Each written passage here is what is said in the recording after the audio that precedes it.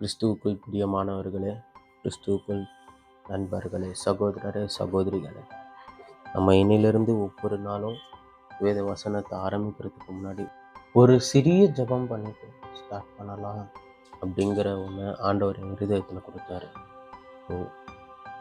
ஆண்டவரே, இந்த நாளை காண செய்ததற்காக மிக்க நன்றி. இந்த புதிய நாளிலே புதிய கிருபை நாள் எங்களை நிரப்பும் தேவா.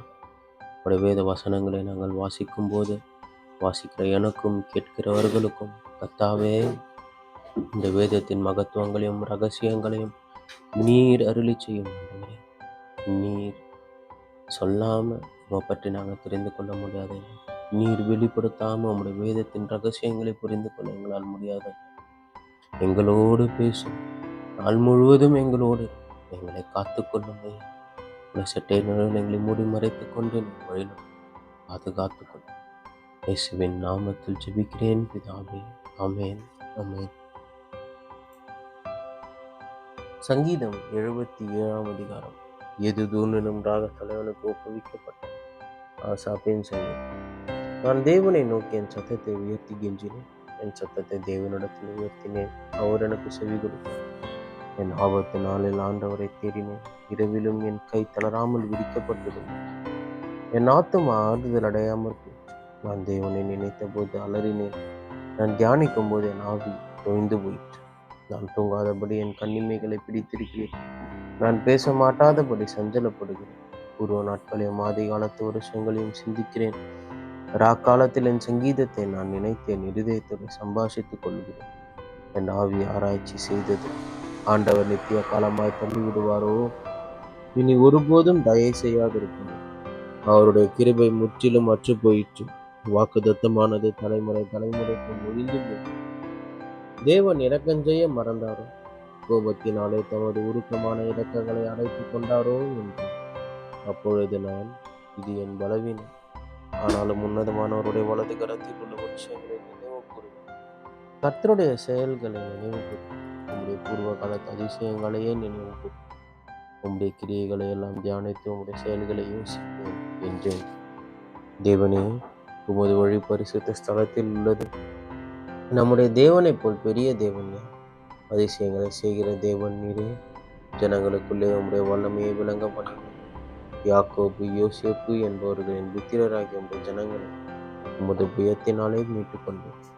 ஜலங்கள் உம்மை கண்டது. தேவனே, ஜலங்கள் உம்மை கண்டு தத்தளித்தது. ஆழங்களும் கலங்கினது. மேகங்கள் ஜலங்களை பொழிந்தது. ஆகாய மண்டலங்கள் முழக்கமிட்டது. உம்முடைய அம்புகளும் தெரிபுட்டு பறந்தது. உம்முடைய குமுறலின் சத்தம் சுழல் காற்றில் முழங்கின. மின்னல்கள் பூச்சக்கரத்தை பிரகாசிப்பித்தது. பூமி குலுங்கி அதிர்ந்தது. உமது வழி கடலிலும் உமது பாதைகள் திரண்ட தண்ணீர்களிலும் இருந்தது. உமது காலடிகள் தெரியப்படாமற் போயிற்று. மோசே, ஆரோன் என்பவர்களின் கையால் உமது ஜனங்களை ஒரு ஆட்டு மந்தையைப் போல வழி நடத்தினீர். சங்கீதம் 78 ஆசாப் எழுதின மஸ்கீல் எனும் போதக சங்கீதம். என் ஜனங்களே, என் உபதேசத்தை கேளுங்கள். என் வாயின் வசனங்களுக்கு உங்கள் செவிகளை சாயுங்கள். என் வாயை உவமைகளால் திறப்பேன். பூர்வ காலத்து மறைப்பொருள்களை வெளிப்படுத்தும். அவைகளை நாங்கள் கேள்விப்பட்டு அறிந்தோம். எங்கள் பிதாக்கள் அவைகளை எங்களுக்கு தெரிவித்தார். பின்வரும் சந்ததியான பிள்ளைகளுக்கு நாங்கள் அவைகளை மறைக்காமல் கர்த்தரின் துதிகளையும் அவருடைய பலத்தையும் அவர் செய்த அவருடைய அதிசயங்களையும் விவரிப்போம். அவர் யாக்கோபிலே சாட்சியை ஏற்படுத்தி இஸ்ரவேலிலே வேதத்தை ஸ்தாபித்து அவைகளை தங்கள் பிள்ளைகளுக்கு அறிவிக்கும்படி நம்முடைய பிதாக்களுக்கு கட்டளையிட்டார். இனி பிறக்கும் பிள்ளைகளாகிய பின் சந்ததியார் அதை அறிந்து கொண்டு அவர்கள் எழும்பி தங்கள் பிள்ளைகளுக்கு அவைகளை சொல்லும்படி தேவன் அவர்கள் தங்கள் நம்பிக்கையை வைத்து தேவனுடைய செயல்களை மறவாமல் அவர் கற்பனைகளை கைக்கொள்ளும்படி இருதயத்தை செவ்வாய்ப்படுத்தாமலும் தேவனை உறுதியாய் பற்றி கொள்ளாமலும் இருந்த முரட்டாட்டமும் கலகமும் உள்ள சந்ததியாகிய தங்கள் பிதாக்களுக்கு அவர்கள் ஒப்பாகாதபடிக்கும் இவைகளை கட்டளையிட்டார்.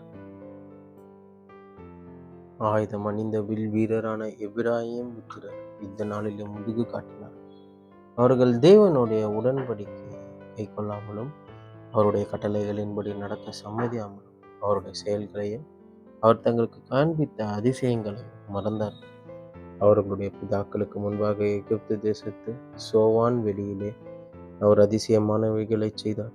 கடலை பிளந்து அவர்களை கடக்க பண்ணி ஜலத்தை குவியலாக நிற்கும்படி செய்தார். பகலிலே மேகத்தினாலும் முழுவதும் அக்கினி வெளிச்சத்தினாலும் அவர்களை வழி நடத்தினார். வனாந்திரத்திலே கண்மலைகளை பிளந்து மகா ஆழங்களிலிருந்து தண்ணீரை அவர்களுக்கு குடிக்க கொடுத்தார். கண்மலையிலிருந்து நீரோட்டங்களை புறப்பட பண்ணி தண்ணீரை நதி போல ஓடி வரும்படி செய்தார். என்றாலும் அவர்கள் பின்னும் அவருக்கு விரோதமாய் பாவம் செய்து வறண்ட வெளியிலே உன்னதமானவருக்கு கோபம் ஊட்டினார்கள்.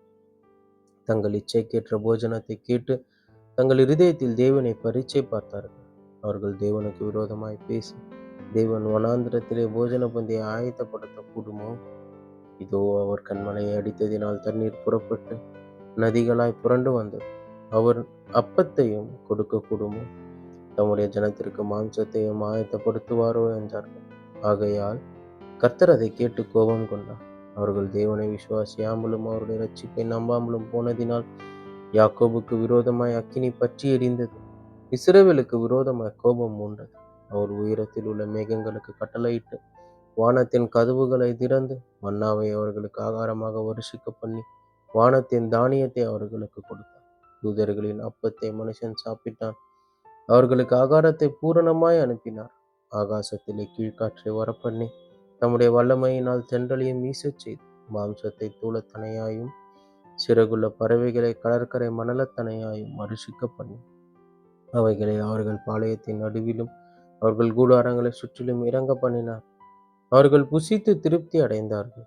அவர்கள் இறைச்சித்ததை அவர்களுக்கு கொடுத்தார். அவர்கள் தங்கள் இச்சையை வெறுக்கவில்லை.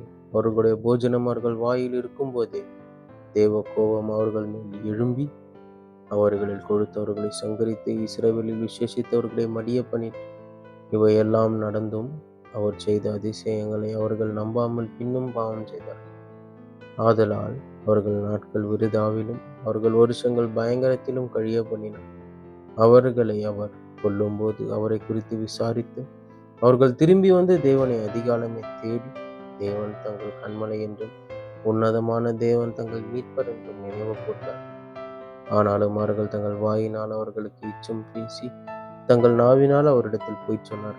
அவர்கள் இருதயம் அவரிடத்தில் நிலைப்படவில்லை. அவருடைய உடன்படிக்கையில் அவர்கள் உண்மையா இருக்க அவரோ அவர்களை அழிக்காமல் இரக்கமுள்ளவர்களாய் அவர்கள் அக்கிரமத்தை மன்னித்தார். அவர் தமது உக்கிரம் முழுவதையும் எழுப்பாமல் அநேகந்தரம் தமது கோபத்தை விலக்கிவிட்டார். அவர்கள் மாம்சம் என்றும் திரும்பி வராமல் அகலுகிற காற்றென்றும் நினைவு கூர்ந்தார்.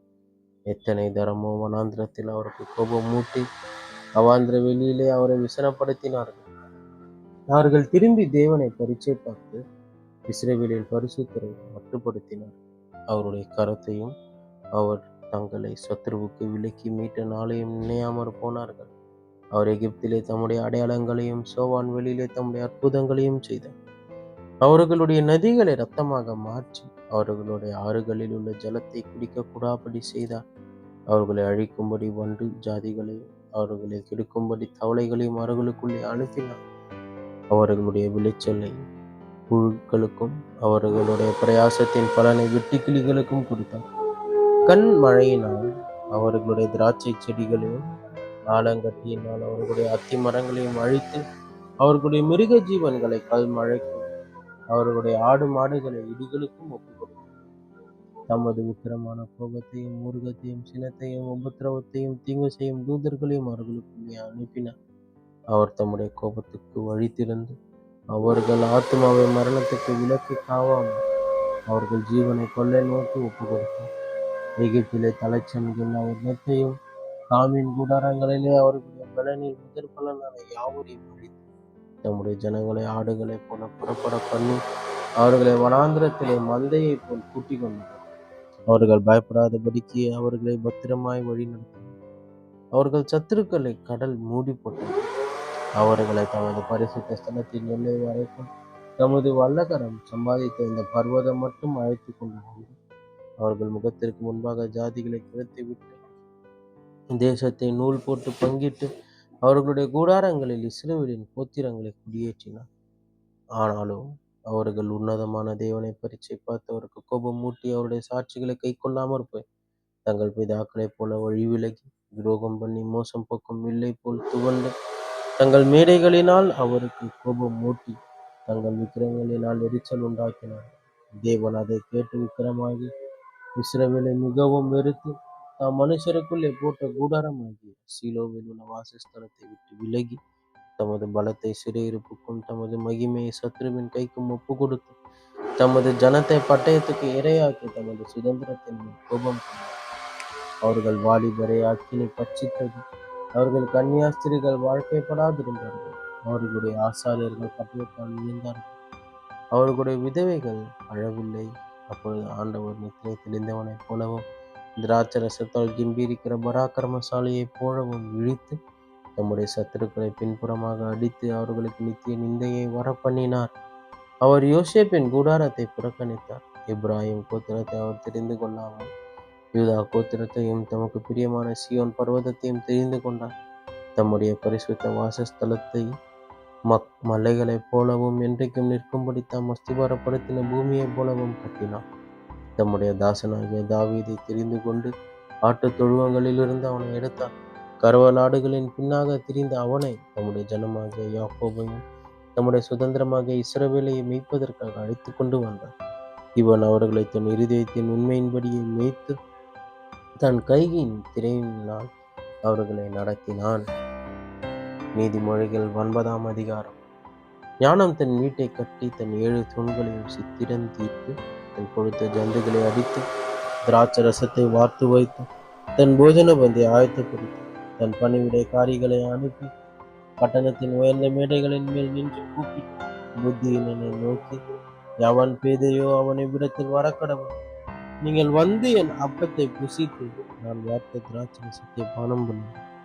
பேதைமையை விட்டு விலகுங்கள், அப்பொழுது பிழைத்திருப்பீர்கள். புத்தியின் வழியில் நடவுங்கள் என்று விளம்புகிறது. பரியாசக்காரனை கண்டிக்கிறவன் லட்சிய அடைகிறான். துன்மார்க்கனை கண்டிக்கிறவன் தன்னை கரைப்படுத்திக் கொள்ளுகிறான். பரியாசக்காரனை கடிந்து கொள்ளாது, அவன் அவனை பகைப்பான். ஞானம் உள்ளவனை கடிந்து கொள்ள அவன் அவனை நேசிப்பான். ஞானம் உள்ளவனுக்கு போதகம் பண்ண அவன் ஞானத்தில் தேடுவான். நீதிமானுக்கு உபதேசம் பண்ணவன் அறிவில் விருத்தி அடைவான். கர்த்தருக்கு பயப்படுதலே ஞானத்தின் ஆரம்பம். பரிசுத்தரின் அறிவே அறிவு. என்னாலே உன் நாட்கள் பெருகும், உன் ஆயுசின் வருஷங்கள் விருத்தியாகும். நீ ஞானியானால் உனக்கென்று ஞானியாகும், நீ பரியாசக்காரனானால் நீயே அதன் பயனை அனுபவிப்பாய் என்று சொல்லுகிறது. மதியற்ற ஸ்திரீ வாயாடியும் ஒன்றும் அறியாத நிர்மூலமுமாயிருக்கிறாள். அவள் தன் வீட்டு வாசற்படியிலும் பட்டணத்தின் மேடைகளிலும் ஆசனம் போட்டு உட்கார்ந்து தங்கள் வழிகளை நோக்கி நேரே போகும் வழிபோக்கரை பார்த்து, எவன் பேதியோ அவனை விடத்தில் வரக்கடவன் என்று மதியினனை நோக்கி, திருட்டு தண்ணீர் தித்திக்கும், அந்த ரங்கத்தில் புசிக்கும் அப்பம் இன்பமாயிருக்கும் என்றும் சொல்லி கூப்பிடுகிறார். ஆயினும் மரித்தவர்கள் அவ்விடத்தில் உண்டென்றும் அவளுடைய விருந்தாளிகள் நரக பாதாளங்களில் கிடக்கிறார்கள் என்றும் அவன் அறியான். ஆமேன், ஆமேன்.